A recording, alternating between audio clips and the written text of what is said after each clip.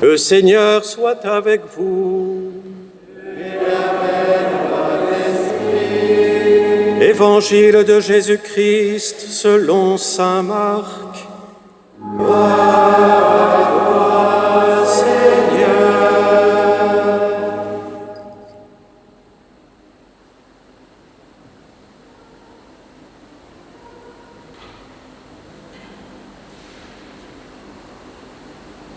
En ce temps-là, Jésus quitta le territoire de Tyr. Passant par Sidon, il prit la direction de la mer de Galilée et alla en plein territoire de la Décapole. Des gens lui amènent un sourd qui avait aussi de la difficulté à parler et supplie Jésus de poser la main sur lui. Jésus l'emmena à l'écart, loin de la foule, lui mit les doigts dans les oreilles et avec sa salive lui toucha la langue. Puis les yeux levés au ciel, il soupira et lui dit « Ephphatha », c'est-à-dire « Ouvre-toi ». Ses oreilles s'ouvrirent, sa langue se délia et il parlait correctement. Alors Jésus leur ordonna de n'en rien dire à personne, mais plus il leur donnait cet ordre, plus ceux-ci le proclamaient. Extrêmement frappé, il disait « Il a bien fait toutes choses. Il fait entendre les sourds et parler les muets. » Acclamons la parole de Dieu. Louange à toi, Seigneur Jésus.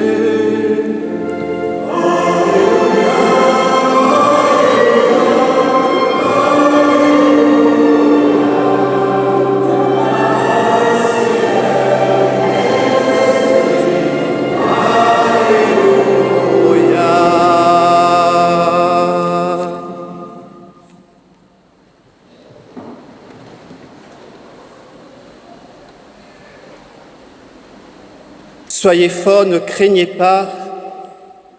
Voici votre Dieu, c'est la vengeance qui vient, la revanche de Dieu. Il vient lui-même et va vous sauver, nous dit le prophète Isaïe dans la première lecture que nous avons entendue. Ce message d'espérance, frères et sœurs, est pour chacun de nous encore aujourd'hui, comme nous avons besoin d'entendre encore cette parole. Il vient lui-même et va nous sauver. Ce message d'espérance se réalise dans le Christ Jésus, notre seul et unique Sauveur. C'est lui qui vient, c'est lui qui prend l'initiative. Il vient nous sauver. Qu'est-ce que veut dire sauver? Ce matin, nous sommes venus dans cette église pour accueillir celui qui vient nous sauver. Vous êtes venus aussi accueillir votre nouveau vicaire, mais bon, ça c'est pas trop primordial. Mais avant tout, vous êtes venus accueillir celui qui vient nous sauver, nous dit le prophète Isaïe. Cette nécessité, chers amis, pour chacun de nous d'être sauvés. Est-ce que nous avons conscience de la nécessité pour chacun de nous d'être sauvé? Ce verbe « sauver » a deux significations. Il signifie à la fois être tiré d'un mauvais pas, d'être délivré d'un ennui qui nous empêche de dormir, mais il signifie aussi faire vivre. Il nous faut accueillir les deux sens ensemble. Laisser Dieu nous tirer d'un mauvais pas et nous laisser vivre de sa vie. Il nous dit, Jésus, dans l'évangile de Jean, chapitre 10, c'est facile à retenir, « Je suis venu pour qu'ils aient la vie, et la vie en abondance. » Il est venu nous sauver.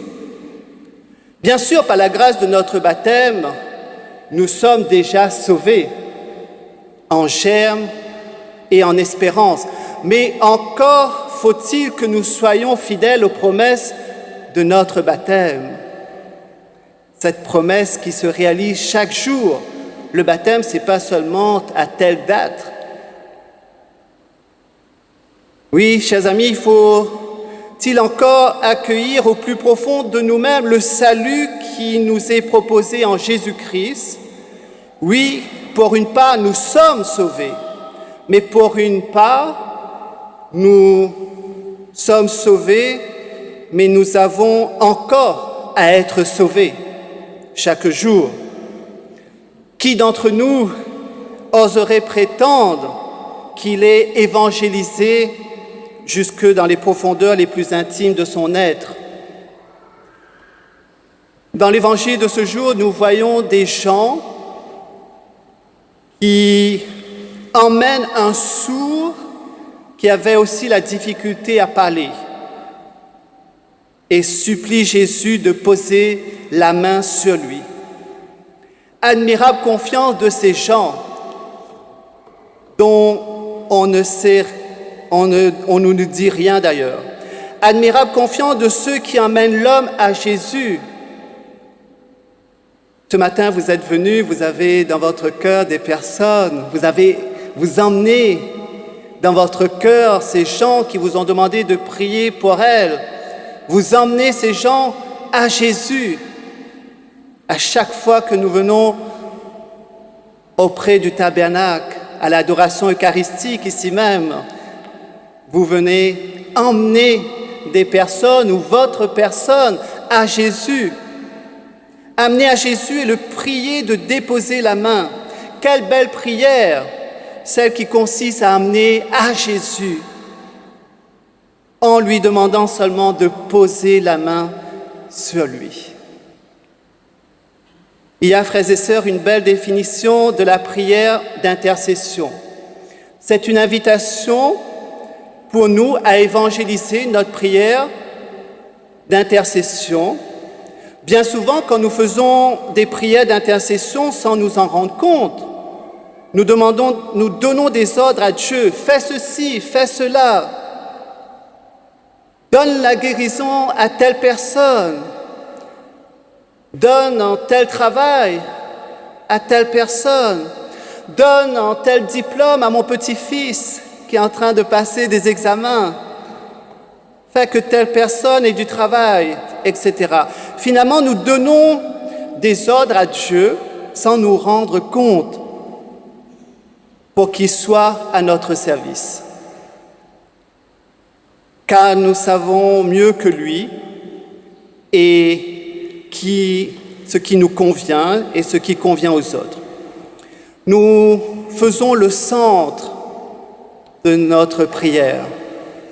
Saint Jean de la Croix, dans le cantique spirituel, nous indique de quelle manière intercéder. Il nous donne deux exemples. Il nous donne l'exemple de Marie à Cana. Vous voyez, Marie à Cana, elle dit « Ils n'ont plus de vin ». Elle ne dit pas à Jésus « Nous sommes foutus, il faut que tu fasses quelque chose, il n'y a plus de vin, donc voilà, les invités ne vont pas être trop contents du mariage. » Voyez? Non, elle présente la situation. Ils n'ont plus de vin.